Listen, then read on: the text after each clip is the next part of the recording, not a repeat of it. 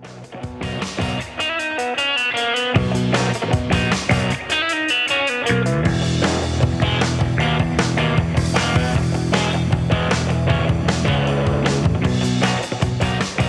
Fury Media presents Rumble vs. the Airwaves, a music, nostalgia, gaming, and culture podcast. I'm Tim, and here's Rumble. What's up, everybody? Welcome to Rumble vs. the Airwaves. On today's show, we got Andy Selway, longtime drummer for industrial rock band KMFDM. Then we're going to talk about what's going on in pop culture that's got our attention right now.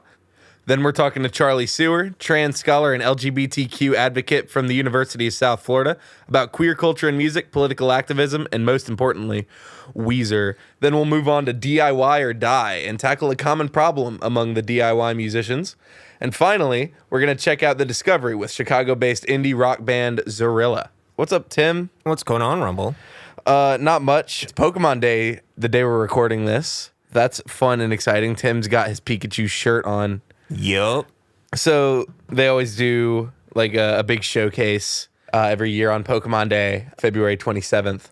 And they just they talk about new things that they're doing. And usually there's always a title announcement. And this year we got just some updates for spin-off games like, Pokemon Go, Pokemon Sleep, Pokemon Unite, stuff like that. Some new stuff with the trading card games and the trading card game app. Got some new updates, some new quality of life features, and apparently they're putting out a new line of trading cards where you can scan them on the app, and then you can go into the art and look around the world. So kind of like AR, in a sense? Yeah, sort of. It looked super cool in the trailer. I hope I'm explaining it correctly. I hope I'm not just spouting off about nonsense. The super cool thing is the new title. Pokemon Legends ZA, which is going to take place in the same region as the Gen 6 games X and Y, which is super cool because I always felt like X and Y, they felt like they were incomplete, sort of, because every generation up until Gen 6 had either a third game to go with it or had a sequel game to go with it. Gold and Silver had Crystal version. Ruby and Sapphire had Emerald, stuff like that. Black and White had Black and White too, but X and Y never had anything. Red and Blue had Yellow? Red and Blue had Yellow. X and Y never got Z, So this is the third game that finally, I feel hopefully is going to complete Gen 6. I really think those games are underrated. And you said this game is going to be on the lines of Arceus? Yeah, similar by the looks of it at least. And the lore in X and Y is actually really interesting. In the original games, they talk about a war that happened, however many years ago. And there's this one character who's technically immortal and he's linked to the legendaries. So his character's probably going to be in the game because he's been alive for thousands of years. There's a lot to unpack. I'm a nerd about Pokemon, but I'm not that big of a nerd about Pokemon, so I'm not going to speculate too much. I'll leave that to the experts. You're just excited to find out. I'm very excited, but it's not coming out until 2025. Which is interesting because Pokemon has gotten a lot of criticism the past 5-6 years for putting out too many games and the games coming out low quality. Maybe they're finally listening to the fans and spending more time on one game to make a higher quality game. I think a lot of companies are doing that in general. On last week's episode, I was talking about Marvel, how they're spacing stuff out. Yeah. Companies are learning. Yeah, the next movie after the Deadpool versus Wolverine is going to be Fantastic Four, and it's over a year apart. Yeah. No, I think companies are finally learning that we want quality products more than we want a fuck ton of products. I will watch a really good show over and over again, but I'm not going to watch a shitty show one time, Anyway, so it's not coming out till next year, which means we're not getting a new Pokemon title this year. I think this is the first year we haven't gotten a new title in 5-6 years or something like that. They've been putting out game after game. So I expect it to look and play super, super well. Hopefully you get your wish. Yeah. And God, I hope the fans don't start complaining about them not putting out enough games now. Because I feel like that's what we're barreling towards. Anyway, we'll see. I feel like you can't escape that. Someone's going to complain no matter what. Oh, for sure. With everything in media. They're going to be a whole year with no new Pokemon game? What the hell? But what else is going on right now? I just saw this morning the Sad Summer Festival 2024 got announced. Oh, yeah? Yeah. Who's on that? Mayday Parade, The Maine, The Wonder Years, We the Kings, Real Friends, Knuckle Puck, The Somerset, Hot Milk, Diva Bleach, Daisy Grenade, and Like Roses. Jesus. I've not heard the name Hot Milk before, but that's a really good name. I like it. There was a band called Louder Milk. Yeah. Back in the late 90s, early 2000s. Really dope shit. You should check it out. I will check it out. So are you going to try to get your hands on some tickets? I mean, I definitely want to go. It looks like it starts July 12th and goes all the way till August 9th. Kind of all over the place, man. Yeah. Are they coming to Florida? Yep. Awesome. Clearwater, Florida. Before that, Georgia. Then they go to Ohio. All right. So they're kind of bouncing all around then. Yeah. Well, got the hot tip. I guess it just got announced. I hadn't heard about it before today.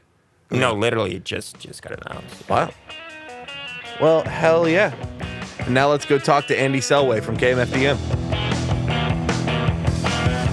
All right. What's up, Andy? Thanks for coming on the show. You're welcome. Thanks for having me. Yeah, man. So 40 years of KMFDM. That's pretty notable. 1984. Yeah, 22 years for me personally. Happy to be involved in over half the band's history now. Yeah, absolutely. We got the upcoming album, right? Yep. And that's the 23rd studio album as like the core four of you? Yep, it's already out. Came out February 2nd. That's right. My mistake.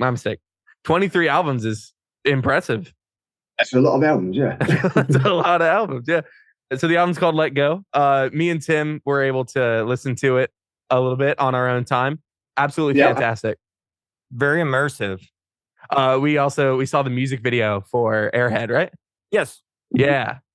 Which was, I was actually wondering, a lot of these clips of like old commercials and stuff like that, the lyrics seem very, oriented towards that topic too. I was wondering, like, where did that song kind of come from? Lucia wrote all the lyrics and everything. It's basically, she just sort of based a lot upon, growing up in the time period that we grew up. It's just a bit of nostalgia in there. Yeah. One of our crew guys who runs a little media company as well, put the video together for us. Yeah, the video came out great. Yeah, they just seemed to, everything just matched up, perfectly. So we were very happy with it. And it's one of my favorite songs on the new record as well. Yeah, absolutely. I really like Lucia's lyrics in it. It just it evokes a lot of memories. And yeah. Yeah, watching the video evoked a lot of memories for me as well. Yeah, I've been reading that on a lot of forums and comments on Facebook posts and stuff like that. Everybody going, oh, wow, yeah, I remember this, I remember that. And unfortunately, I think most of those commercials were a little before my time. No. Just a little. But no, it's still... I wasn't even in the country when most of those commercials happened. So that segues really well into what I wanted to ask you. You're here in Florida, right? In Florida, yeah. Where are you at? Florida. We're in Florida. Yeah, whereabouts?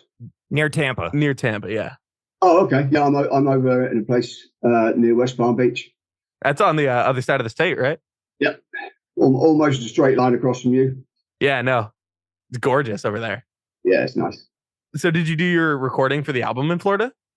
Yeah, I recorded that drum kit behind you. Oh, look at that.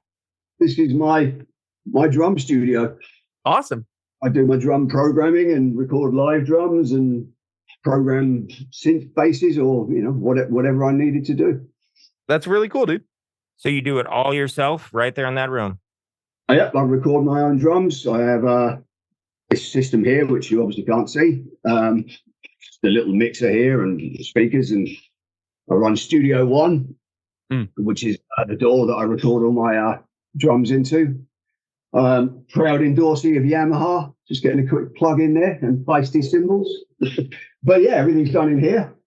Small room, as you can see. So to get the bigger drum sounds, I stick a couple of microphones out in the hallway, which has got a big vaulted ceiling, which is probably about 15 feet high. And I just close the drum room door and get the two mics out there, and that gives me extra sound. Nice. Plus, a lot of the time we do the drums differently.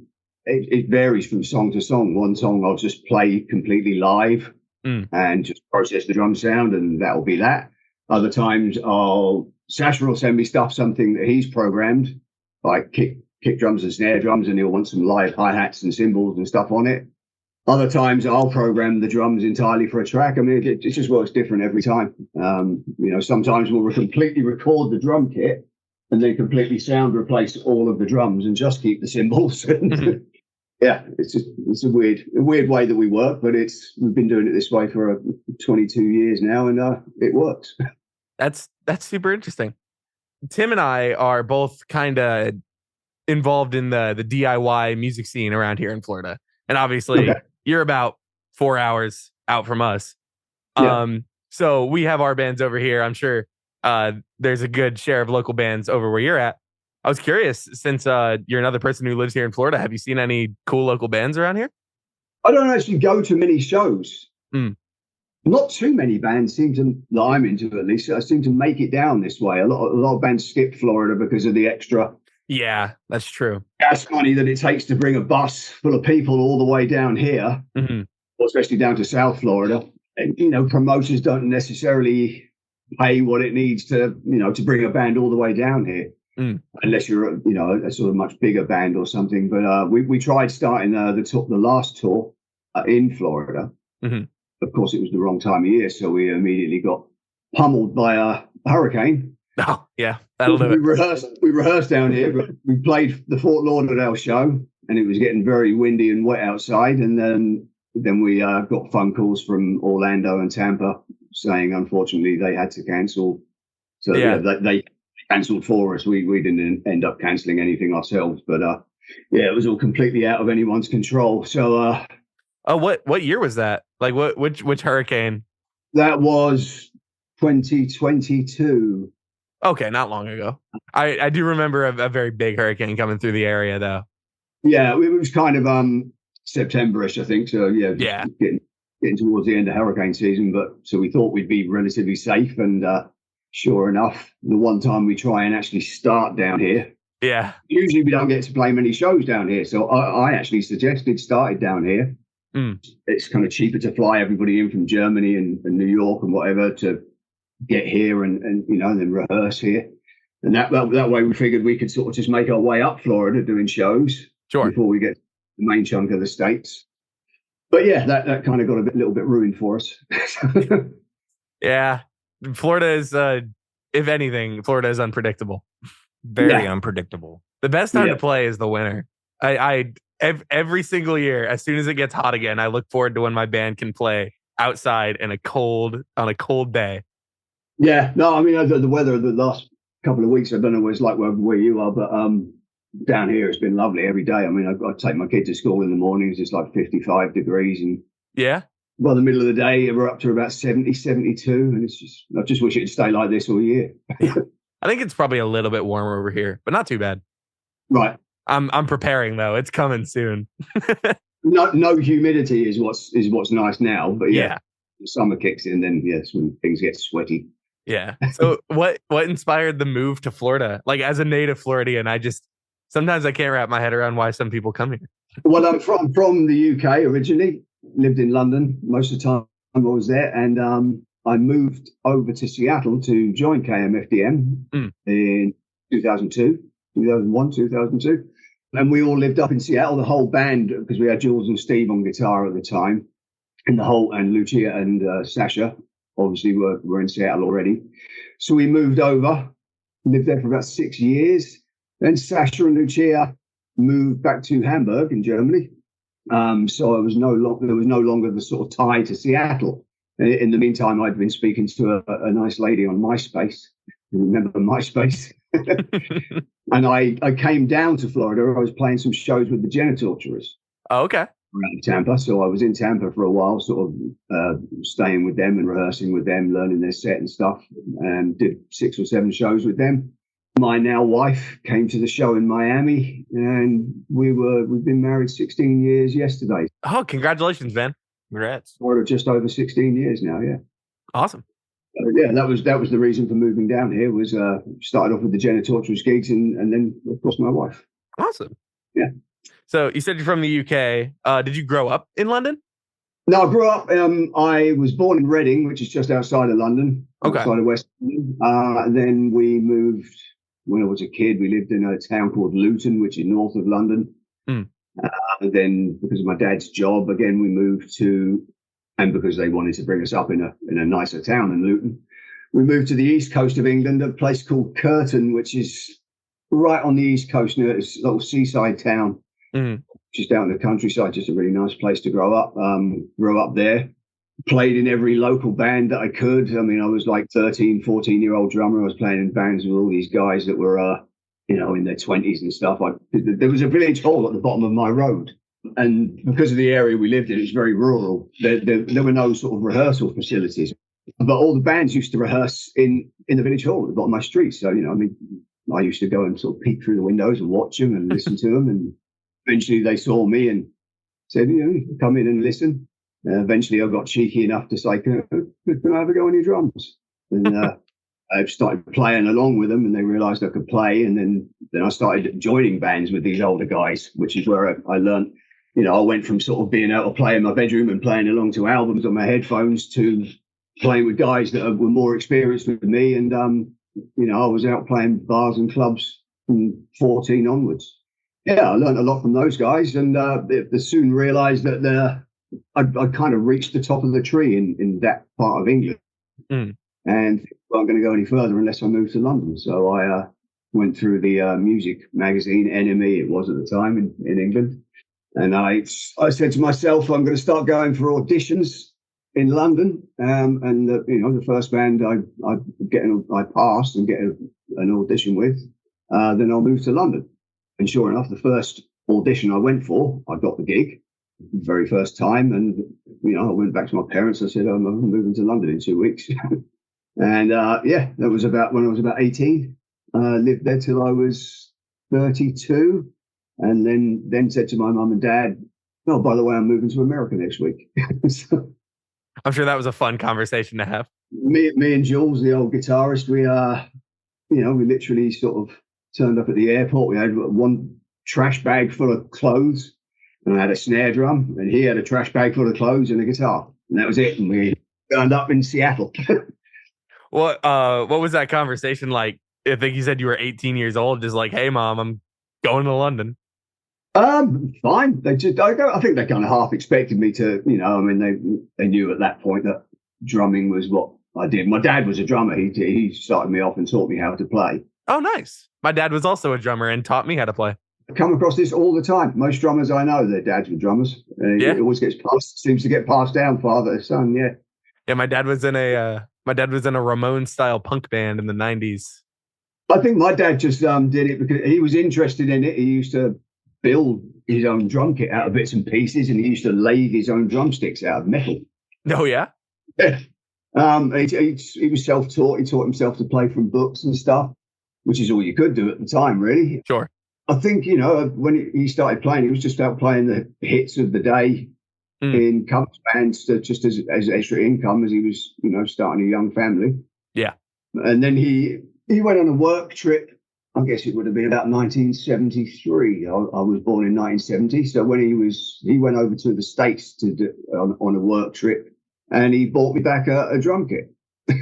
Nice. You could fly back cheaply with things like that then. But it was obviously a kid's drum kit. It was small. Didn't even have a bass drum pedal. I just used to kick the kick drum. You just kicked it with your foot? Yes, it literally kicked it, yeah. Would you kick a hole? You had to kick a hole in it. I remember breaking, I used to break things all the time. My dad used to have to take me down to the drum store and buy new heads all the time. And yeah.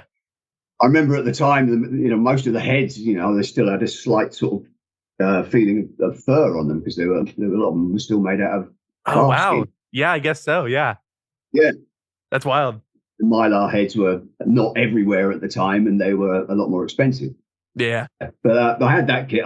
But I just used to kick around on it and play around on it. But I'd always go back to it, and I stuck with it long enough that my dad, when I got to about age 9 or 10. And you could see I was still interested in it. He started, giving me some lessons and teaching me properly. And then I joined a Scottish pipe band. One of our neighbours was Scottish. And he's like, "Look, you want to come along? We're always looking for drummers." And they sort of taught me a lot of the kind of marching rudiments and stuff. But, you know, at the time I was only 10 years old and I've got this snare drum that's this big sort of over my shoulder and tied to my leg. I could barely walk with the thing on. Yeah. But then my dad gave me his drum kit that he used when he was out playing in covers bands when I was a kid. And he gave me his grown-up drum kit from up in the attic.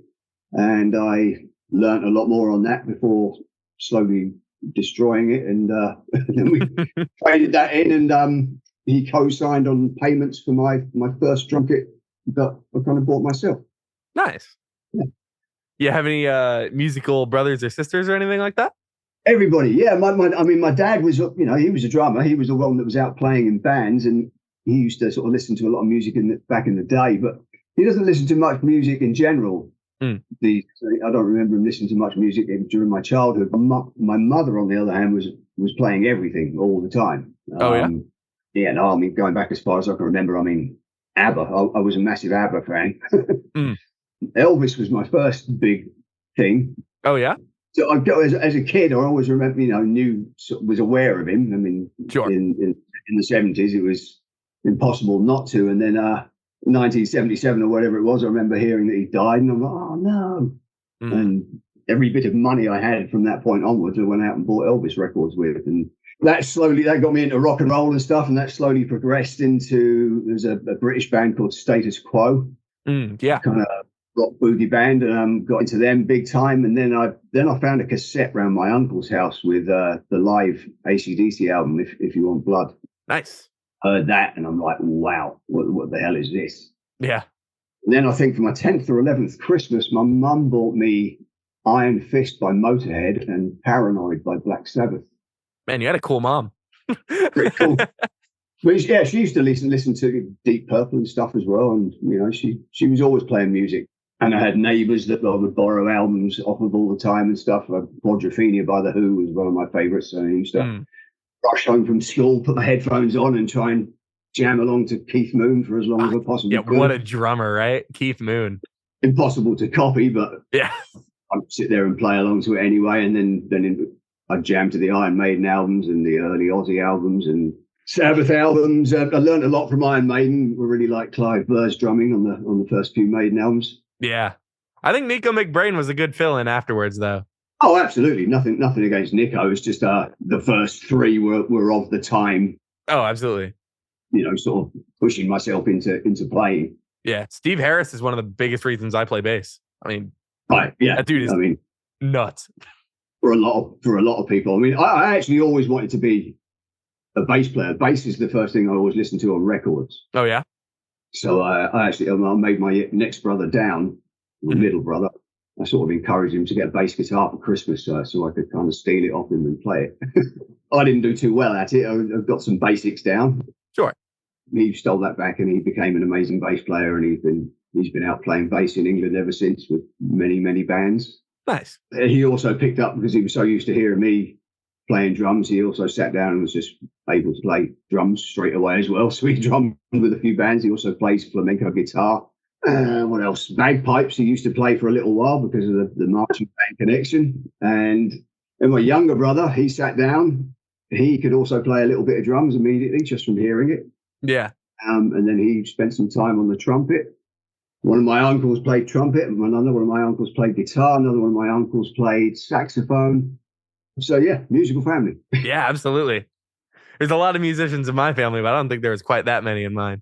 I don't think many of them play anymore in my family, but they all, you know, they all did when they were younger, and wanted to sort of take it and see it through. I don't think my dad, when he got me started on drums, expected me to take it as seriously as I did. You know, sort of start traveling across the world and sort of throw my whole life into it. Yeah. Which is what I had to, which is what you have to do to get anywhere, I think. I mean, if you just stay in your bedroom playing, you're never gonna move too far. So yeah, playing with those older guys that I used to play with all the time kind of took me out there and got me gigging at a very early stage, which, you know, then showed me that I had to go further. I had to move to London, and all those guys had the same kind of idea that, yeah, we'll move to London and sort of make it big in a band. And then when the time came, I'm like, all right, I'm going to move to London. Anyone else coming? Like, nah, they all stayed in the town that we grew up in, and yeah, moved and ended up in lots and lots of bands in London and stuff. We were touring Europe and stuff all the time. I ended up eventually ended up with a band called the Yo-Yos, signed to Sub Pop in the States, and we came over and toured the States quite a lot. So opened up for the Murder City Devils and a bunch of bands like that, and the Backyard Babies. Then, back in London in about 1996, I hooked up with Raymond Watts. Well, I hooked up with Steve White first. He said, we've got this industrial band called Pig, and we're looking at going to Japan soon, and we need a new drummer. And then I didn't hear from him for about 6 months. And then he called me up and said, remember me from 6 months ago? He said, well, we're going to Japan in a couple of weeks. You still up for it? Do you want to come down for a tryout? So I said, yes. He said, have you ever played to a click track before? I said, yes. I never had. Made that up. Turned up for the audition. Luckily, it turns out I could play with a click track quite well. So that was just sheer luck. And 2 weeks later, I was in Japan playing with Pig. And the inclusion of Pig is what brought me over to the States in 1997, opening up for KMFDM on the Symbols tour. And that was the first introduction to Sasha and the guys. And 5 years after that, Sasha was putting KMFDM back together, and I ended up joining that. Awesome. That's when I moved to the States, yeah. And then, the rest from there is history. Yep, still here. Yeah. And so what do we got coming up? We got a US tour, right? Yep, starting. I've just been boot camping now. We all sort of learn all our parts at home. And then, then for the next 2 weeks, I've learned all the new material that we're going to be putting into the set. Plus a few extras, because there's always a few at rehearsals. You'll find that some will work better than others. So we always sort of over-rehearse a little bit or have more songs than we need. Beginning of March, the next 2 weeks, I'll be in a drum room I rent up the road to start running the full set back to back. Sure.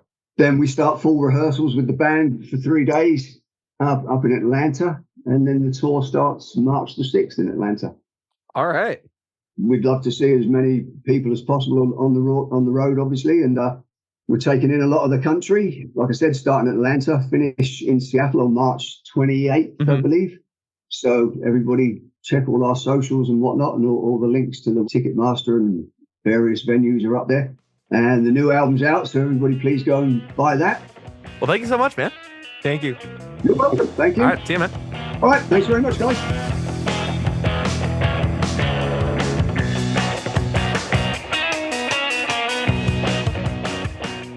So Rumble.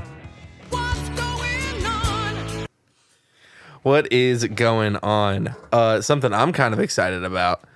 Jacob Collier, who is a multiple-time Grammy winner and probably the most impressive musician I have ever heard of, I think anyone might have ever heard of, is releasing singles for his upcoming album.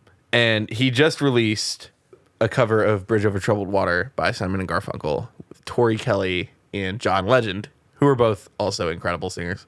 You and I listened to it before we started the podcast. Great. It was great. It was beautiful. I mean, I'm gonna listen to the original over that. It was really something. It was more impressive than anything else. Very impressive. Like unreal. All three of them have crazy voices, and the harmonies that Jacob did all by himself are nuts. So if you're a music nerd, you might like it. Oh, and if you're a music production nerd, there's also a 2-hour Logic breakdown that he did On the whole session, right? the whole session. So track by track, he'll show you what he did and why he did it. If you have 2 hours and really want to know. What else is going on, Tim? They finally released a new version of Avatar: The Last Airbender. Oh yeah, It's on Netflix. Did you ever see any of them? I watched pieces of the original, like the animated one on Nickelodeon, with an ex-girlfriend once. It wasn't really my thing as a kid, but I understand the appeal. It just wasn't my thing. You know? Okay. Well, a lot of the fans didn't like the first live-action movie they made in somewhere like 2010, I think. Mm-hmm.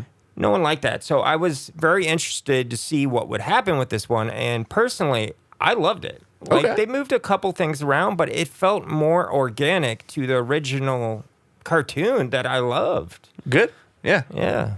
I liked it. I have this theory about cartoons where it's like, you'll have conversations with people, in the same age range as you, and you'll be talking about cartoons, and one of them will be like, "Oh, did you watch this?" And they'll be like, "No." And like, "How did you not watch that?" And then like you go and try to watch a cartoon that you didn't watch when you were a kid, and you just don't get it. I feel like that's why I don't get Avatar, is because I didn't watch it as a kid. I didn't watch it as a kid. I started watching it when my second child was already born, so like 2007. Damn. I was early 20s. Were you just like watching it with your kids, or were you just watching it because you wanted to watch it? It looked cool. It was like an anime. It was cartoon. I heard good things. Fair enough. Yeah, in 2007, I was 4. So I guess I was watching cartoons back then. But yeah, I guess that one just didn't catch my eye. On Nickelodeon, I was watching SpongeBob. SpongeBob, and pretty much exclusively SpongeBob on Nickelodeon. So what else is going on, Rumble? It just got released that all 4 Beatles are getting their own biopics. 4 fully fledged movies for each individual member of the Beatles. That is awesome. That is awesome. Who do you think they're going to start with?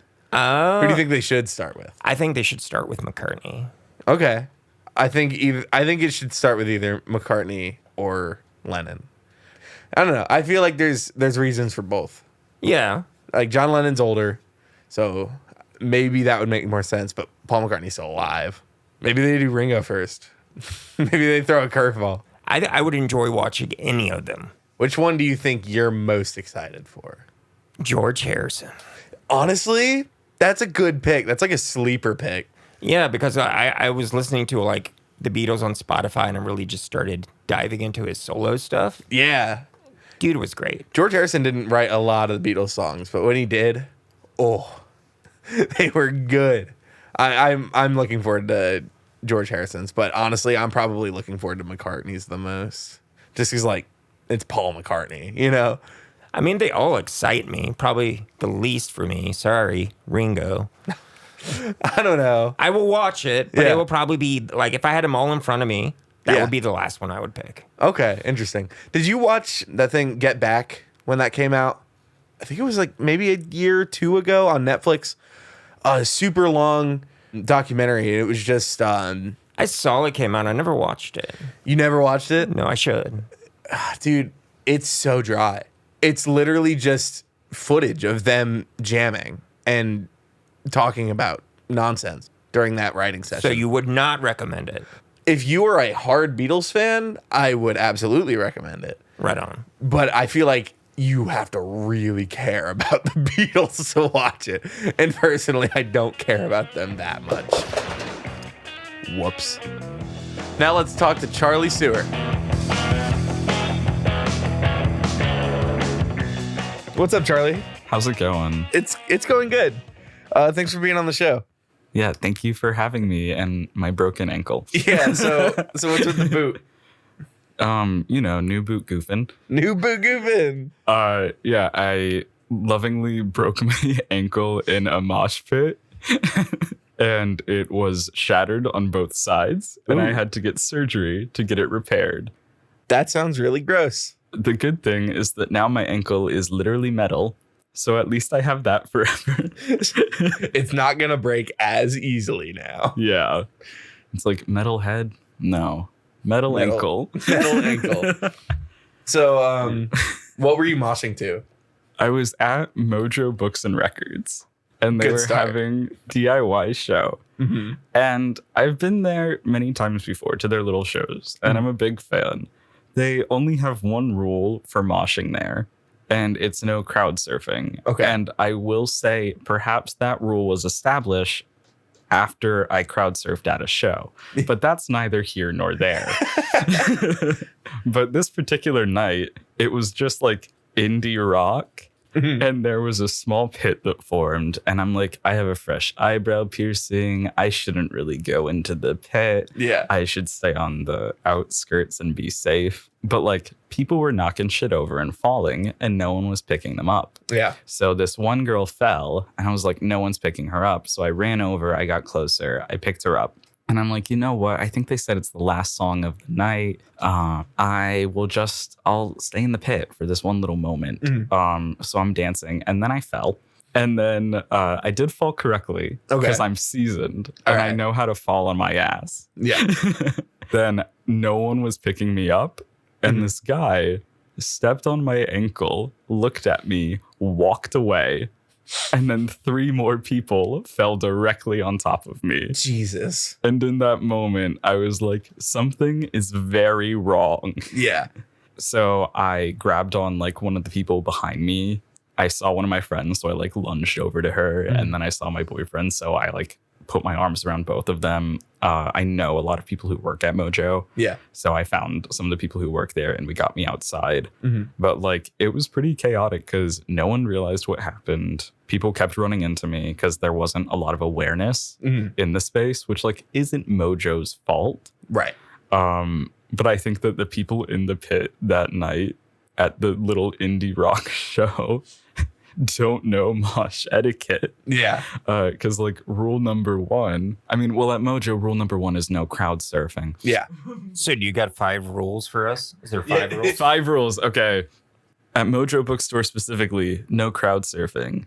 But if you are going to crowd surf at not Mojo Books, I respect Mojo Books and Records. I don't want them to ban me for life.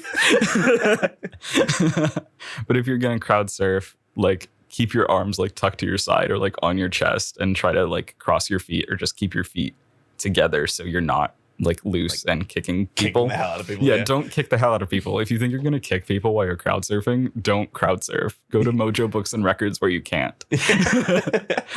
If you see people fall, pick them the fuck up. So like this doesn't happen. Don't bring people in. Like don't crowd kill, but like don't drag people in either. Because like I feel like everyone knows like no crowd killing, but like don't bring people in. If you see a little circle form, join like the outskirts of the circle, like within the pit. And then if you're really feeling funky, you can go in and like do your thing. But don't take someone else's moment. That's just a dick move. Fair enough. Yeah. And I guess my 5th rule will be if you are towards the front, like where the band is, and you see that like someone's about to knock into like an instrument or a mic stand or something, make sure that they don't. Back them like, up, yeah. So like back them up. Or if you see a mic stand fall, just grab it, pick it up so the artist doesn't have to worry about that. Yeah, I've been on the receiving end of a microphone slapping me in the face because someone bashed into it. And it sucks. Yeah, and there's no harm in leaving the pit. You're not a mosh quitter if you leave. No. That's okay. Unlike you have moshed your last pit. Oh yeah, my mom sent an email to mutual friends for like this lip sync show that I usually do that I'm not doing this year because I can't. Yeah. But she was like, Charles will no longer be doing this because he broke his ankle in a mosh pit. And then she signed it, Katina, mom of former mosh pitter. Yeah. And then the day of my surgery, she was like, I have a present for you. And she hands me a shirt. And on the back, it's a picture of my x-ray of my broken ankle. And it says no more mosh pits. That's kind of hard. So I wore that to surgery. That's kind of awesome. Well, yeah. At least you got some laughs out of it. Yeah, at least we have that. I'm nothing if not resilient. Yeah, absolutely. You told me you wrote a good song out of it too, right? Yeah, I'm working on a song. Of course, the song will be moshable. That is the primary goal. Yeah. But also, this is like so silly, but I'm going to make it like start off really slow and sweet and nice and be like, this is a cautionary tale. Everyone be so nice, pick people up. And then I want it to go like ape shit. Yeah. Just like stupid heavy. Yeah. Yeah. So you broke your ankle doing your thing in the local scene, which seems to be something you care about a lot, is the local scene. Yes, absolutely. So tell us about that. What is your relationship with the local scene? Yeah, so I am a fan. I'm a part of it. I have a band that currently we were gonna debut in February. Yeah. But then the funniest thing happened. So now, because I can't stand, we're reworking some things. But look out for Greetings and Salutations. If you like alt rock, we're coming soon. Hell yeah. So I'm a fan, I'm a musician, but I'm also a scholar of like queer culture, alternative culture. And I'm currently getting my master's in women, gender, sexuality studies at USF. Nice. So I'm using that platform and the access to like resources that I have there to do my thesis about the local scene in Tampa. because I've found that a lot of the fans, a lot of the musicians, even like bookers, are trans or queer or both, Yeah. Hell yeah. So what I'm planning to do is write my thesis about the local scene and how there's such a huge trans fan base and why trans people are drawn to this sort of music. Tampa's local scene leans like emo, maybe like a little punk. Yeah. Like there's metal, there's everything. Yeah. But there's plenty of metal. There's plenty of metal. But my focus is going to be on like DIY, emo type gigs, and how there are a lot of trans musicians there, a lot of trans fans, and even like a trans booker. Yeah. And talk about like why we are drawn to emo music. What about emo music is resonating? Backing that up in queer theory, trans theory, establishing like themes of the music and how it can reflect trans experiences and why there is such a big trans community around these genres and why the scene in Tampa is thriving because of it. So yeah. Awesome. Do you have any cool local bands that you want to give a shout out to? I feel like that's your way of getting me to shout out Send and Delete. Wink. Yeah. Hit local bands, Send and Delete. Also Sincerely Yours and Of Men and Manatees. Who are all of these bands? I don't know. There's like a rumble in my ear telling me about them. Literally. Yeah. Yeah. Send and Delete. Like, I know that you're my bestie and perhaps even my literal sibling, but like Send and Delete is one of my favorite local bands. Unsteady was, I think it was my second song of last year, like my second most listened to. It was the first one, but then like in November, there was just a week that XO by Fall Out Boy was really hitting. Fair enough. You can't compete with Fall Out Boy all the time. Greetings and Salutations, they haven't really done anything yet, but keep an eye out for them. They're pretty good. I really like Kick Veronica as well. Oh, yeah. Yeah, I love Kick Veronica. Yeah. Amateur Taxidermy is also a really good one. Those are probably my three faves. So let's talk about some of the stuff you've done in the past. Sure. Some of the stuff you've done, like some conferences, right? Yeah. So a little preface for those who aren't in academia.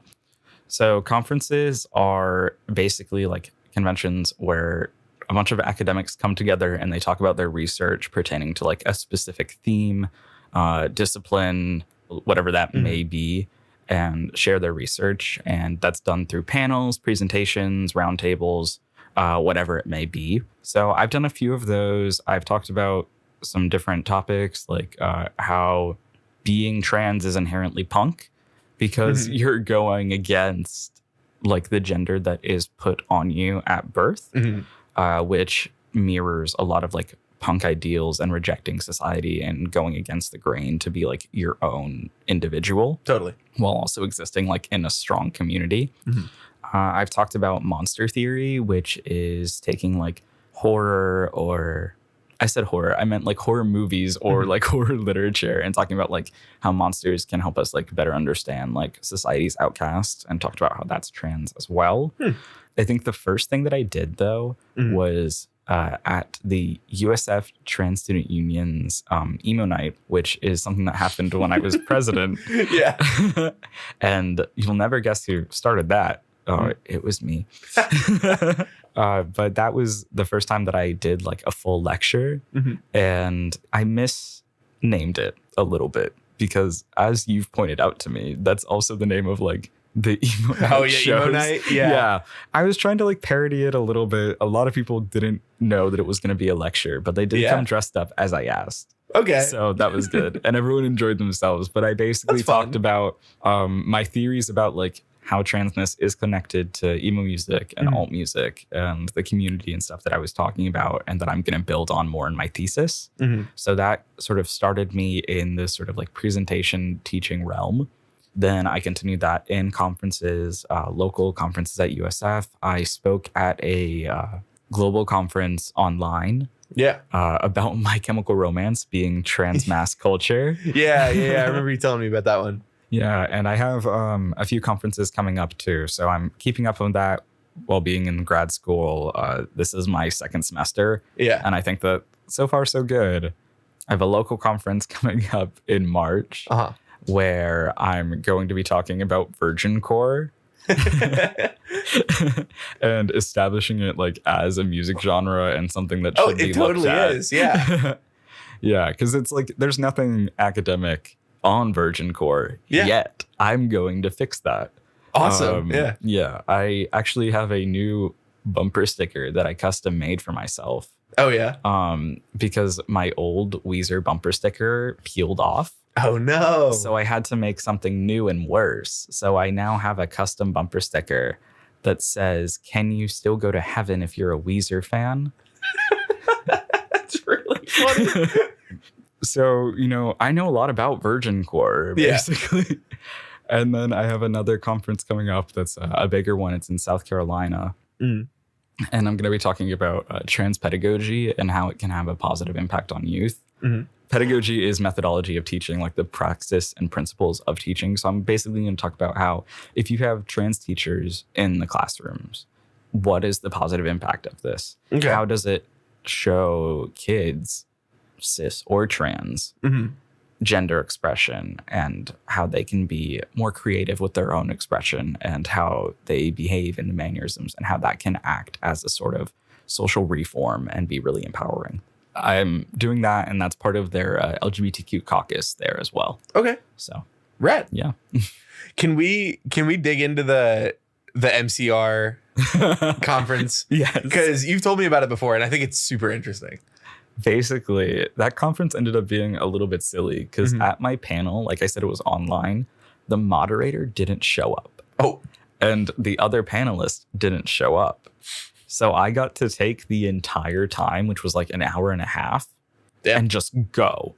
Okay. So I just kept talking about My Chemical Romance, which everyone there enjoyed. Yeah. But it was also really silly because they called the panel, it was the 3 music-based presentations talking. Right. So they called it From Hank Williams to Mitski. Yeah. And I'm like, well, I feel a little offended because there are 3 on the panel and you're not including mine. And also... Because yours was supposed to be in between, right? Yeah. Yeah.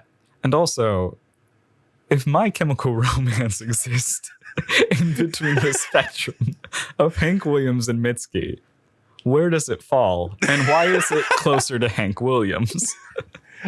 Couldn't you rate any band on a scale from Hank Williams to Mitski? If you really think about it, couldn't you? That's the scale we should be using.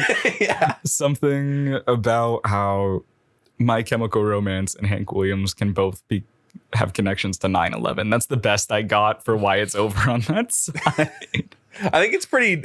I will credit where credit's due. I will say I think MCR is pretty dead center between Hank Williams and Mitski. It's a versatile band. But basically what I was talking about in the conference is how you see 2 major themes for trans people in My Chem's music. And I'm particularly talking about trans masculine people, but this can apply to non-binary or trans feminine people as well, where there are themes of trans rage and gender envy present. Trans rage being a concept back to the scholar and historian Susan Stryker, who is a trans scholar, trans historian, who I admire so much. She talks about trans rage as you are never going to fit properly into what society has set out for you.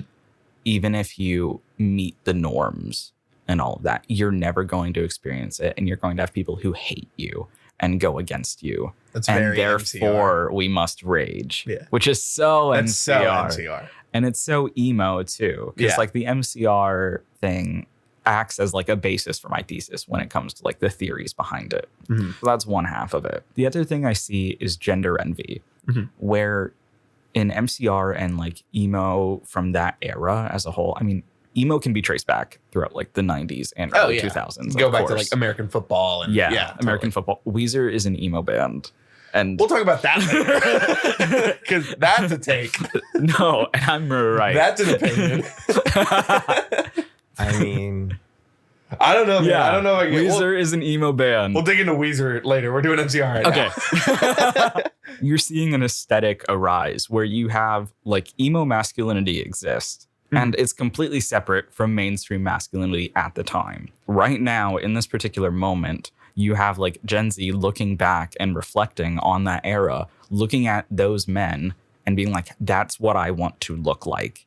I'm getting gender envy from that, which basically means you're looking at someone, you're seeing their gender presentation and you're envious about it. And you would like to have that presentation and aesthetic for yourself. Totally.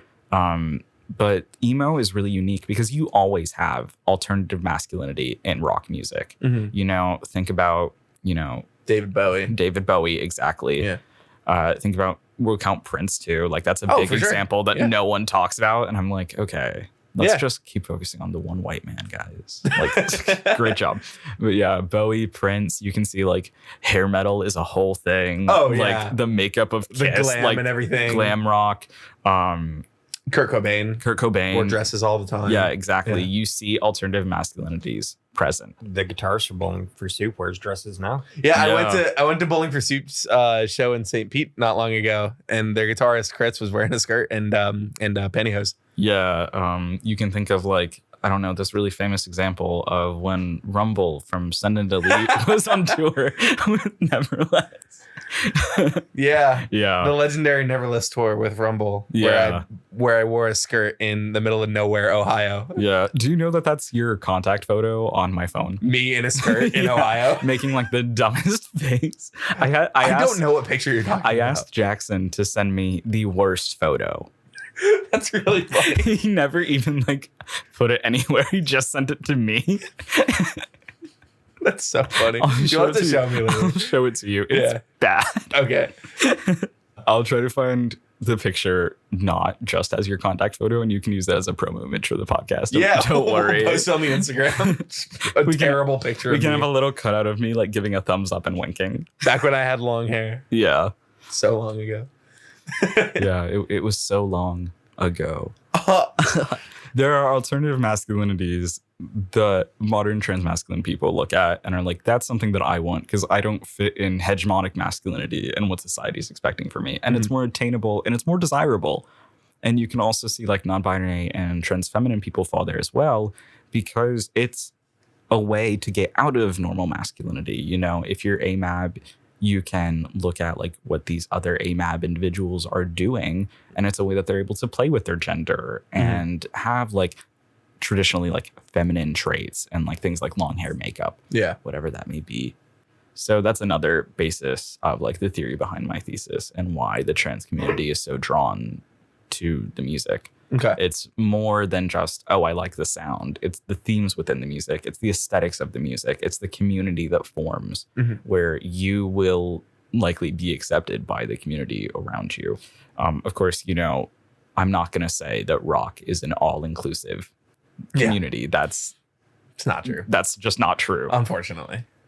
But you can find pockets that are 100% accepting. Absolutely. And especially like the following that emo currently has. It's very queer, very trans. Yeah. So it's a space for people. So let's talk about Virgin Core. Okay. Because I wanted to dig into that too. And you relate to it personally. Oh, of course. You know me. I'm assuming Weezer has a big role in this. Yes. Weezer, the emo band. Yes. So let's talk about that. Okay. Here's my argument for why Weezer is an emo band. Okay.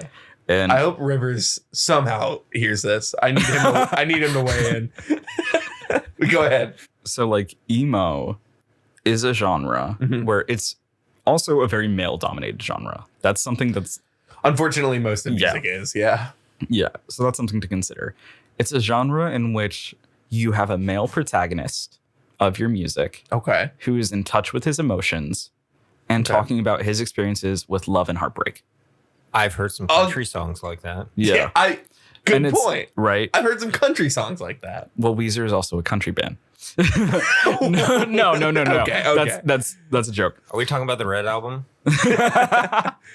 So that's the basis for like the themes behind like the lyricism there. Yeah. Right. I'll give you that. Right. And then you're also going to put angst on it. You're also going to have like similar music themes and motifs. And it fits in with like 90s emo. I don't know, man. What is 90s emo to you? Because when I think 90s emo, I think Sunny Day Real Estate. I think bands like that. Yeah. That's fair. I would agree with that. I was actually also going to say something to real estate. It's like emo wasn't, I mean, it was formed in the 90s, but it's not as concrete as like the third wave emo of like My Chem, Fall Out Boy. Oh, that was easily like the biggest wave for sure. Because it was like still building up. I know some people I've seen have made the argument that that's like not even like true emo, and that Midwest emo. Oh, is yeah. like more, I mean, there are people who make that argument that real emo is American football and their peers. And which like sure. Yeah. I guess. It's also emo. It's a ranging thing. Yeah. Do you feel like Jimmy Eat World is emo? Jimmy Eat World, oh, Jesus. Jimmy Eat World is absolutely emo. Yeah. 1000%. Yeah, they are. Yeah. And you're going to tell me that Weezer doesn't fit in with Jimmy Eat World? Yes. I don't know. Weezer to me just exists in its own. Weezer That's is totally the genre. fair. That's totally fair. Weezer's genre is Weezer, and Okay. also car seat headrest genre is Weezer. Yeah, no, that's totally fair. I think that I categorize like Weezer as emo. One, because it's funny. Yeah, it is very funny. And two, because I feel like, you know, like when Blue came out, it like was one of the like pioneers for like what alt rock would become. Absolutely. And then I can see that like blending into emo, and a lot of emo artists are inspired by Weezer. And I don't know if you've ever seen when Weezer and My Chem perform together, but I think about it at least once a week. I don't think I have seen that. I'll give you like the lyrical themes. Yeah. Like you're totally right. Yeah. But just like the sound. I'll give that to you. Like it just doesn't sound like emo to me. It doesn't sound like any version of emo that I know. Yeah. The vocal has like the whiny thing too, though. Rivers does that too. But Yeah. I agree with you though. Like I'm not gonna like stink on you if you don't agree. It's to me, more Weezer of a is just stretch. It's so Weezer. so specifically Weezer. Yeah. You know? And like people can be Weezer, but Weezer will always just be Weezer. You know what I mean? Yeah. People can try their best. Am I making sense? Yes, you're making absolute sense. Yeah, I don't disagree with you. All I think that it's a silly argument. Yeah. But it's something that I like to say. But outside of that, Virgin Yeah. Core. Virgin Core. Here's the reason why I connect it to like that definition that I've like come up with emo, which is like really based in like a male protagonist. Another thing is rejection of feminine within emo music, because when you're doing the whole theme of heartbreak, you also like have a little bit of like slut shaming with it a lot of times, and like that nameless girl, and like yes, this could apply to country music as well. I get it, but when Big I time think in the 2000s. when I too. think country, I think like classic country. I'm like thinking, you have those like political themes type thing.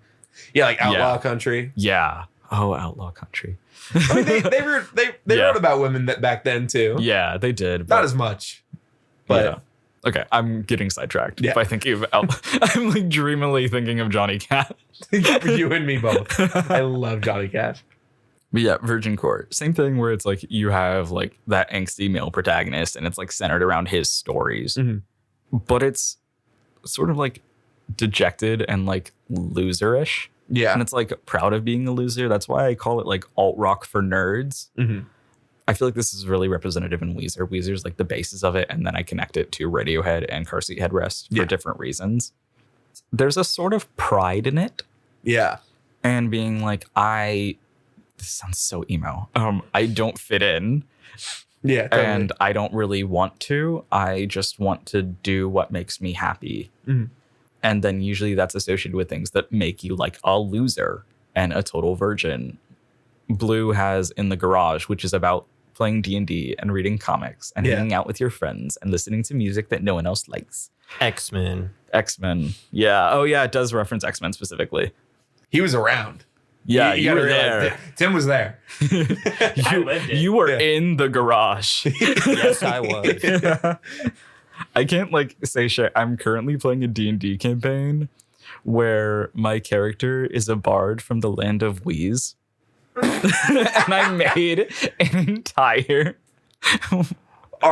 Are people from the land of Wheeze called Weezers? No. Okay. What? No. That would make sense. The king is the Weezer. Okay. And Rivers Cuomo, who in this universe died, Oh my God. was one of the Weezelords. And And Weez was 4 lands that won 3 out of 4. It sounds The like a Weez- cool concept album. Thank you. Yeah, 3 of the Weezelords died. And then the people decided that they liked being ruled by like a Weezelord. So they wanted to turn it into a kingdom, and they all voted to like have like a democratic monarchy where Brian Bell is the king. Is this Or just the American the Revolution? No. The Weezer. No, because they like the monarchy. Oh, They okay. established it themselves. They all Okay. voted, and they were like, yes, this is what we want to do. My So bad. Brian Bell is the Weezer. Thank God. And then my character is Brian's son, which is arguably the most virgin core thing. Yeah.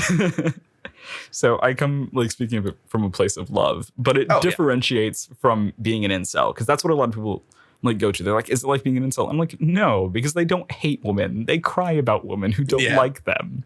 They're not going to like be violent or aggressive towards women. And it doesn't come from that same like hatred. It's an angst, but it's a sad angst, Yeah. not like an angry angst, if that makes sense. No, I hear you. Yeah. And then that falls into Car Seat Headrest too, where you have like the same thing, but it's like more queer, and it's about like not fitting in and going to parties and just not having it work out and things like that. So I think it definitely has like the same themes as like Weezer for Virgin Core, and I think that the same could be applied to Radiohead. Radiohead is not in the same thematic Yeah. thing that like Weezer and Car Seat Headrest are, but they have the same fan base. Yeah. That is like the virgin fan base, because usually like Radiohead listeners will also have like the more niche nerdy interests, and they'll be drawn to like the sad angst of Radiohead because of like their own personal troubles with not fitting into society, whether it's because of their interest, because of their romantic failings, or because they don't fit into the hegemonic masculinity, which comes back to like emo masculinity and the whole thing about, can you be a man who's in touch with your emotions, and how do you represent that? Yeah. So that's some of my thoughts about Virgin Core, and that's going to be the bulk of the presentation that I'm going to be giving. I will be playing Weezer's Tired of Sex. I hope it's like on a loop in the background as you talk. That's a good plan. I'll keep that in mind. Yeah. And some like other interesting details that I think can kind of fuel Virgin Core are like straight edge. Yeah, for sure. And like I was gonna say, Not to say that's a bad thing. It's not a bad Yeah. thing. I fuck with straight edge. Yeah. You know, but like abstaining from sex like that also has to do with like Virgin Core and like a Yeah, absolutely. decision and all of that. And hate to say it, you can connect it to Morrissey. You know, I like listening to the Smiths. I don't really dabble in Morrissey's solo stuff, Yeah. but the Smiths are good. His lyrics are good. Yeah. He is an individual son. He's just. I just want to. I wish he didn't. Morrissey or anyone who works for the Smiths, if you're listening, no, I don't want to interview Morrissey, but Johnny Moore, if you're interested, let me know. He's the guitarist. I love the Smiths, but connecting it to like Morrissey's asexuality Yeah. and writing like romantic songs while also like being asexual and being separated from sex, that's also like a level of like Virgin Core to me, also because like the Smiths are a very famous band. Yeah. Like you can't deny that. But the niche that they operate is still outside of the mainstream. Yeah. So I think that also falls into like the dejected like loser of Virgin Core. Well, yeah, I mean, like back then, Yeah. it wasn't, Weezer versus Nickelback. Back then, it was Yeah. the Smiths versus Guns N' Roses. I mean, it's Yeah, it's there. It's like you have a super hypersexualized band versus the Yeah. Smiths, which is more about like the romance and the drama and your personal feelings of being dejected. yeah. So Well, there's one last thing I wanted to talk to you about, and it was about the activism and the things that you've done, and also what other people can do. yeah, so oh my gosh, I just realized this entire time I didn't say that I was trans. Oh, No well, one. I myself am a trans individual. I actually get that a lot where like at conferences or stuff, people will hear me talk about my work and they'll be like, so like what got you into like trans studies? And I was like, well, And they're like, oh, do you like know someone who's trans? I'd be like, oh gosh. I mean, isn't that a good thing? I'll take it. Yeah. I'll definitely take it. It's a delight to pass, but also like passing is like built on so many constructs, and it's so weird to talk about like alternative forms of masculinity. Well, totally. And then people are like, you pass so well. So it's like, I can see a little bit of irony there. yeah. So I'll take it. It 100% is a privilege, but it also gets a little bit silly, especially when people hear me say I'm trans and then think I'm a trans woman. Yeah. This has been happening all the time.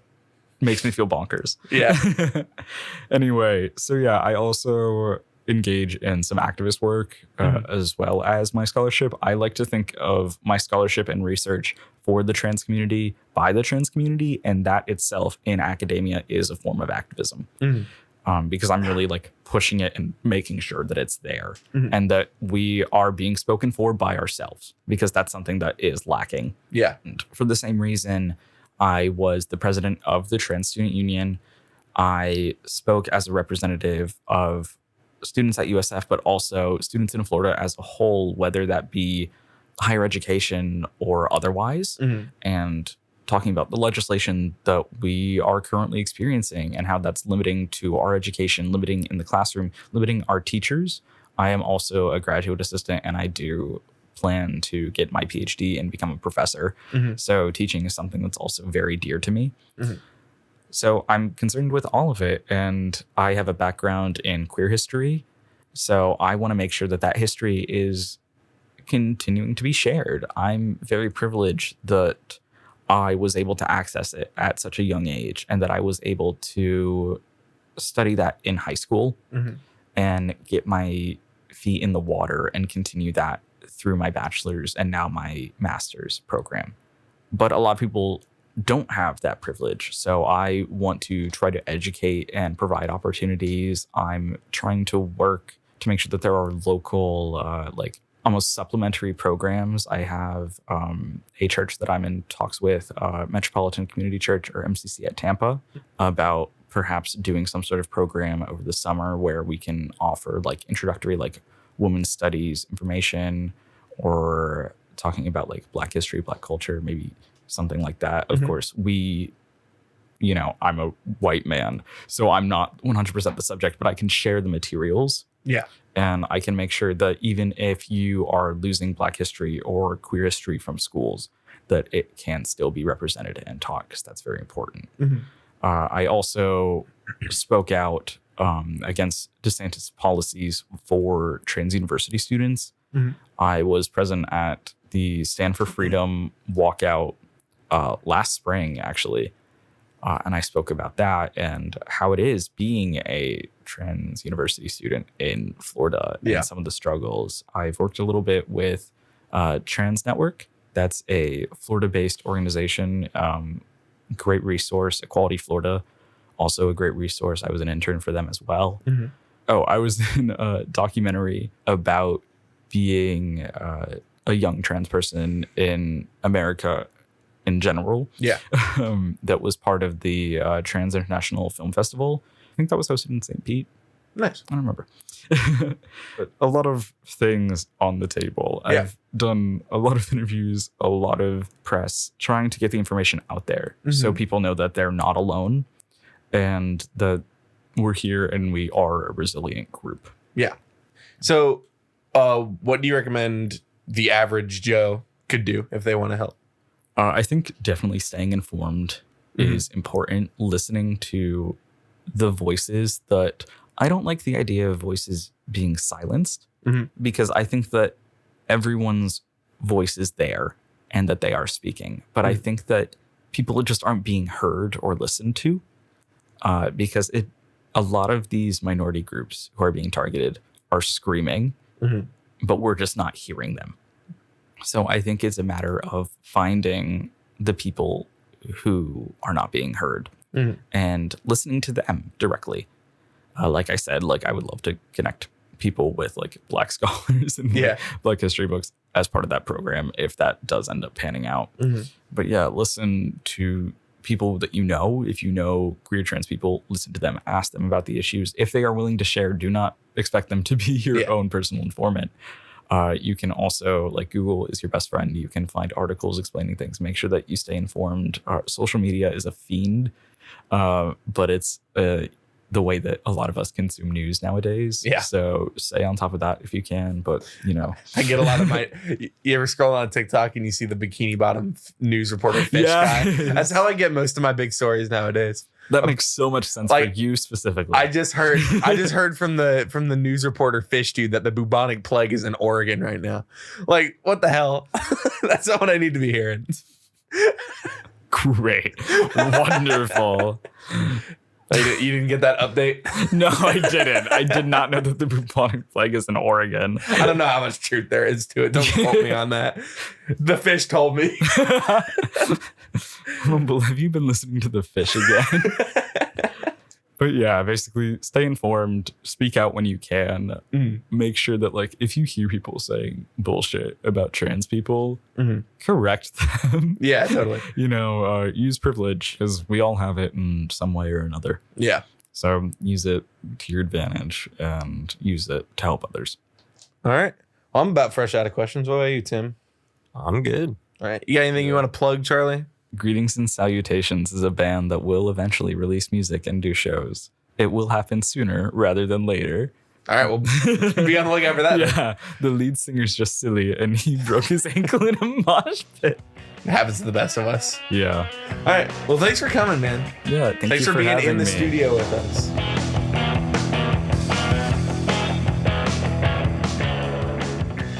All right, I believe now it's time for DIY or Die. So, Rumble, What's up, Tim? as a DIY musician, you've played a lot of local shows, right? I have done a lot of local shows, yeah. Non-local shows. And at any of them, did you have to sell pre-sales? What's your take on pre-sales? What's your stance on, like, pay-to-play? I think pay-to-play in a lot of circumstances is mostly scummy on the venue's part. There are ways to do it well, and I think one of the ways is pre-sale, but that also can go really wrong. In one of the bands I am in, we've done a couple shows at this one bigger venue. They do this thing where they have like a bunch of like local bands all in one day, and we got invited to a few of them. And they give you these $10 tickets. They expect you to sell 25 of them, and then basically give them the $250. Anything you sell after that, you get to keep.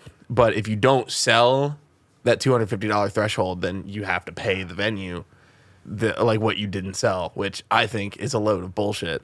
I don't mind the idea of pre-sale. I don't think the band should have to make up for, I don't think they should have to meet a threshold, you know? No. There should be a threshold after which you start making money after that.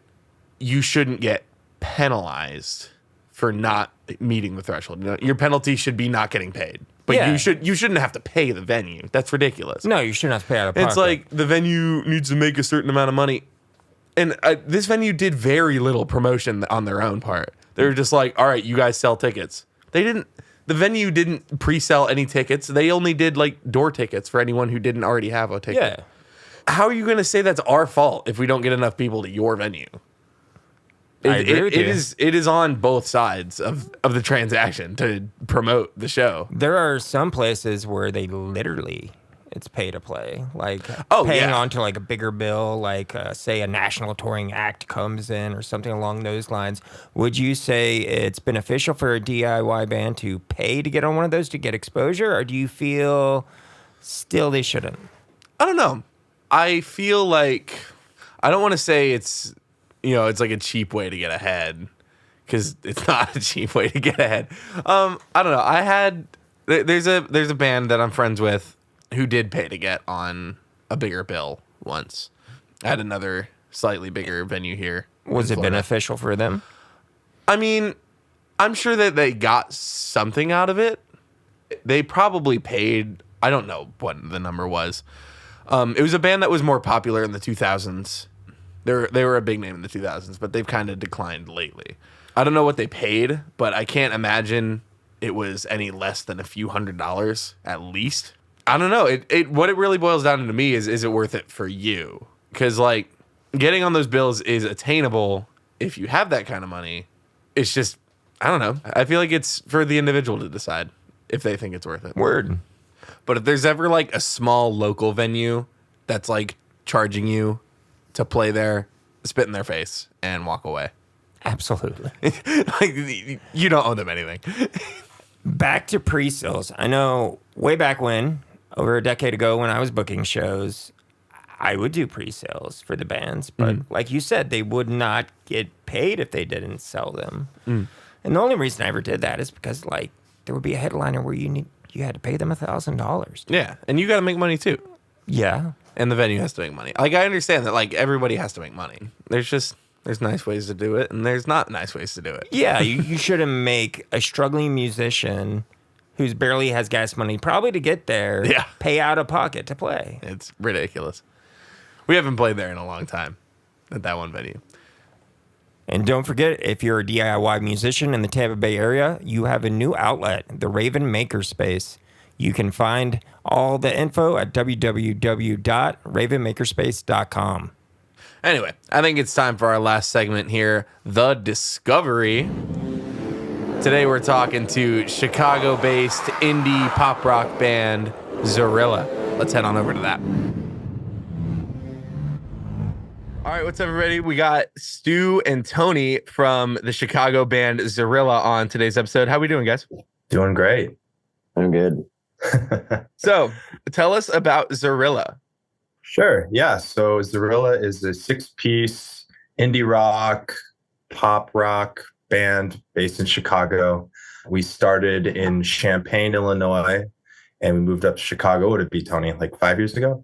Yeah, now it's about 5 years ago. Now it's about 5 years ago. So we've been, making music in the Chicago area for the past 5 years. Released a few different projects. Just a group of 6 dudes that like making tunes. So awesome. If you have anything you want to add, Tone. Yeah, I was just gonna say, we've had some lineup changes and additions and stuff. We started as like a 4-piece down in Champaign. We all kind of met in college, and then moved up to Chicago. I had some players and explored different sounds and different avenues to go down in terms of creation. So it's been a lot of fun to explore. Awesome. You said you all met in college, or originally? Kind of. I'm a year older than Tony. Tony was still in college. I was out of college, kind of gigging around a bit, doing a kind of my solo thing. And I needed some guys to jam with me on that. And I met Nate at a guitar center that I worked at. So that's kind of funny. My brother was in the band originally, so he was playing bass. And, Tony, we needed a drummer. And Tony was teaching my brother marching drum lessons. And I don't know if you want to take it from there, Tony, how that story unfolds. Yeah, so, I was like the section leader for the drum line at Illinois, and I was like giving lessons to incoming students. And so Henry approached me for lessons. So I started teaching them. And then, at some point, I think he was at like a basketball game watching the pep band perform. And there's like a drum set player usually. He's like, "Hey, do you know like who the drum set player is tonight at the basketball game?" I was like, "I don't really know, but I've done it sometimes. And I also play a drum set." He's like, "Oh, cool. Do you want to play for my brother?" So it wasn't even our first choice. And then, us four were in the band together. We played in Champaign for a little bit. And I kind of quickly realized that it was something besides my own thing. Like we were kind of writing music and it was totally becoming something special compared to the stuff I was creating. So it felt only right to morph it into its own identity. So that's kind of how that started. Awesome. Before we started recording, we were talking about Catfish and the Bottlemen. You're saying a big influence for your band. I wanted to ask, like, what are some other big bands that like really inspired you guys? Totally. Yeah. I think if you asked every single one of our members, we would say a different answer, if I'm being honest. And I think it's just because there's such a wide variety of sounds that we make and I think that's what makes Zorila special, honestly. But if you were to ask me, Catfish and the Bottlemen was one that early on really inspired. I'd say Don Broco was one. I would say we kind of don't have that sound as much anymore, but that was one that early on we were all about. I'd also say like Kings of Leon, The Killers, The Black Keys, like just like that early 2000s. Yeah, like that garagey pop rock. Yeah, absolutely. Jack White a bit. I think me and Nate both have some blues influences, so there's some blues in there. It's just kind of a nice like smorgasbord. It's somewhere on the rock spectrum, It's very wide spectrum, but we fall somewhere in there. I don't know if you have any other comments, Tone. Oh, I guess Arctic Monkeys, right? Like, why am I forgetting them? Yeah, Arctic Monkeys, The Strokes. And I would say, like everyone in the band just like brings something totally different to the table too because of their influences. We have saxophone, we have violin, we have keys, we have, obviously guitars, bass. Thankfully, we have two people that can like sing like very well in the band too. So it's like a lot of different things coming together and a lot of different styles. So yeah, it's a lot of fun, kind of getting to look into all of that. That's awesome, man. Me and Tim both are pretty heavy in the DIY scene down here in Tampa. And I was wondering, it's obviously like everywhere you go, it's going to be a mixed bag. Tampa is very metal heavy, which was surprising to me when I got. That's very surprising. What's the Chicago scene like? And do you have any buddies you want to shout out? Tony, take this one. Yeah, there's a lot going on in Chicago. There's definitely like a pretty big DIY scene overall, and I feel like you can find it for like just about every genre. I mean, like Chicago's like a huge like house music city. I don't really know as much about it, to be honest, because we're more like live musicians and all that. But pop punk is huge out here. I would say I think there's like a lot of pop punk shows, or at least there's like a pretty big like underbelly of it. There's definitely a lot of like indie rock for sure, because we have like a lot of like. Definitely, we have like a lot of DIY venues. Like, we've got like the book club. We've got another one that's like the Red Room or something like that. Also there's like just house shows that are going on a lot too. Like we've played house shows, we've hosted house shows. Like my roommate, he's in a pop punk band. Yeah. Name's Alex Clump. His band is called Fluorescence, and they're really great. So they're like playing out and doing shows and stuff. I'd say Chicago. It is one of the major cities in the United States, obviously, and it kind of gets overlooked a lot because there's not a lot of industry here in terms of music. Like most of the industry reps are in LA, New York, Austin, Nashville, So it kind of gets it kind of gets overlooked, but it's such a big live music city. The venues we have and the talent that comes through here, it's huge. And if you look at most people's Spotify's, Chicago is like a top listening city. So I would say Chicago is one of the biggest like music consumption cities in terms of A&R and connections. It's a bit of a dry spot for that. But in terms of just like great live bands and great live scene and the DIY space, it's awesome. I think you can find a little bit of everything. We didn't even touch on the hip hop scene, which is obviously incredible. Not our expertise, but I've got a lot of friends in it, and it's great. So it's just a great community. Oh yeah, we've played a few. We've been in a few backing bands. Yeah, that's hip hop shows. So yeah, but it's just a really cool scene. There's something for everyone. So yeah, it's a great tour city. Awesome. One thing I am infinitely jealous of that we don't get in Florida is basements. I will never have a basement show in Florida. Oh, they're fun. They're like sweaty. I see like videos of bands like Hot Mulligan and Modern Baseball back in like, there's just that one video that everyone's seen of Modern Baseball in like 2014 playing a basement show. God, I want to do it so bad. Yeah, it's sweaty and it's so cold here that people just like huddle in there, and it's grimy and gross, but in the best way. I know, it looks awesome. You know what's not awesome? Getting your gear out of it. That's what's not awesome. Oh, I bet. You show up and you load it all in, and then you just got to wait till the party's done to get it out. Like there's no option. And you gotta like wipe everything down afterwards. Yeah. And I've got this bass amp that's just like so heavy. I can't imagine having to dude. Oh yeah, that would gravity's the bitch. Yeah. Oh man. And the funny thing too is I remember we were playing a lot of basement shows. Honestly, in Champaign, it's kind of where we played a lot of basement shows. I think it was around like the vape craze. Like everybody was like vaping those big cloud box things. And we didn't like need a smoke machine because there was just so much like smoke down, like vape fog, that it was like special effects. Not even like cigarette smoke. Or no, it was like vape. It smelled like cotton candy. It was hilarious. I was like, I was at the age where I was like in high school when the vape craze was getting big. Dude, it was unreal. There's this one school that I lived really near that was just like notoriously terrible. I would hear constantly, like I had friends that like went there and just nothing but crazy stories about people just like the entire bathroom just blew of smoke as soon as you open the door. Yeah, I didn't hate it too much because it looked kind of cool with the photos. I think I'm thinking of that one in particular, Tony. We played that basement show a few times. That was fun. Yeah. That was crazy. They're the best, honestly, though. Like, we've played big venue shows, and while, I do like big venue shows. They pay money, and it's cool. Yeah. Basement shows are more fun. I think you'll find that amongst most musicians. Like, I just love being right in front of people, and house shows are just such a cool vibe. No, you're absolutely right.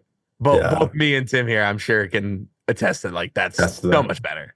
Speaking of shows, let me use this supernatural segue here. You got any coming up? We do. When do we, Tony? Yeah, so March 9th, we're opening for Stolen Gin. They're coming through, and they're playing at Beat Kitchen on March 9th, so we're opening for them on that day. Awesome. And any music you want to shout out?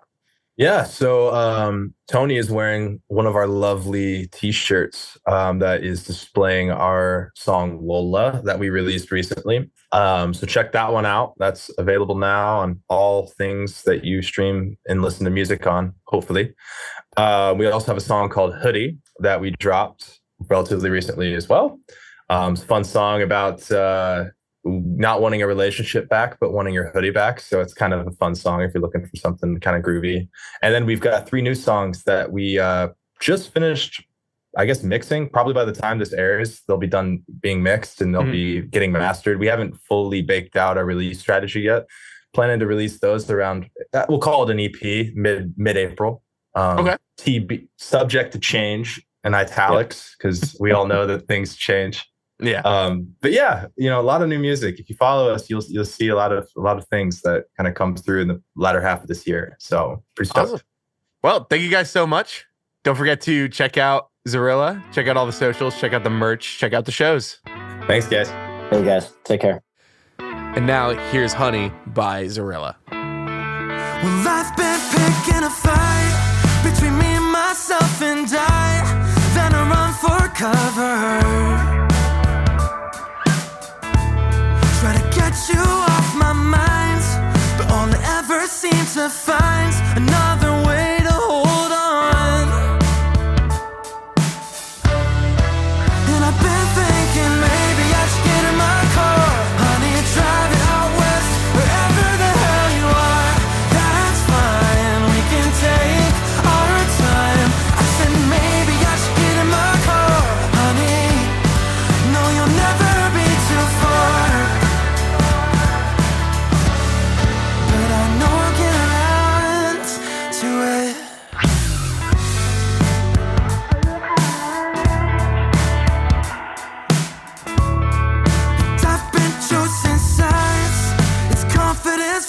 Stride, and I'm falling over.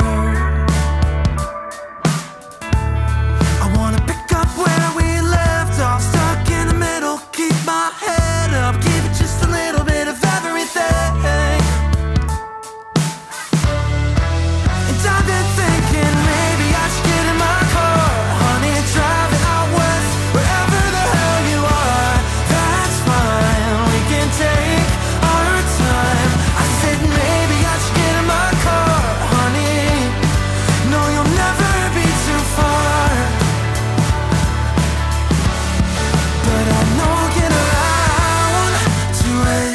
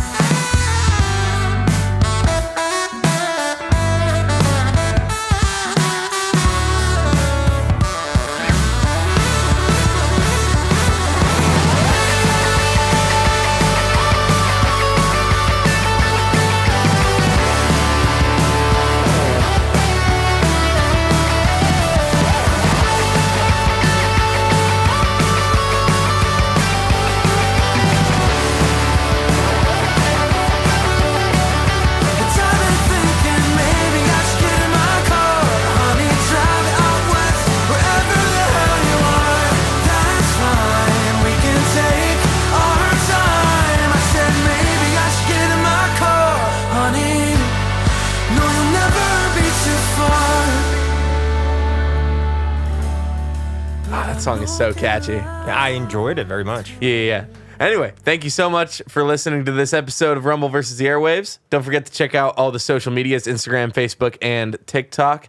And don't forget to check out New Fury Media and the website, thenewfury.com. www.thenewfury.com. Thank you all again for listening. Yeah. Bye. See ya.